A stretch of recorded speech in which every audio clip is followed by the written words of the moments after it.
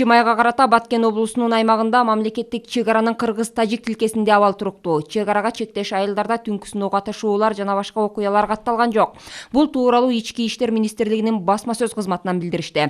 Чек ара тилкелеринде милициянын атайын кайгуул топтору күнү-түнү күчөтүлгөн режимде кызмат өтөп, жергиликтүү тургундардын коопсуздугун ыктыярдуу элдик кошуундардын мүчөлөрү менен биргеликте камсыздашууда. Андан сырткары Баткен облусунун Лейлек жана Баткен райондорунда келтирилген бардык чыгымдарды эсептөө жана иликтөө иштерин сапаттуу жүргүзүү максатында учурда аталган райондо 48 ыкчам тергөө тобу иштеп жатат. Бул каргашалуу окуянын жүрүшүндө Лейлек районундагы 2 милициянын аймактык пункту менен 707 аскер бөлүгүнүн имаратына зыян келтирилип, компьютерлер, мүлктөр жарактан чыгарылып, Ички иштер министрлигинин 2 унаасы талкаланган. Баткен облусунда катталган бардык фактыларды ыкчам жана мыйзам чегинде тергөө, аныктоо иштерин Сүйүн Өмүрзаков көзөмөлдөөдө. Ал иликтөөнүн жүрүшү боюнча 48 тергөө тобунун катышуусунда жыйын өткөрүп, отчетторун укту. Ар бир тергөө тобуна аткарган иштери боюнча кошумча тапшырмаларды берип, тез арада келтирилген чыгымдарды ыкчам тактоону жана иликтенип жаткан иштерди кыска мөөнөттө аягына чыгарууну талап кылды.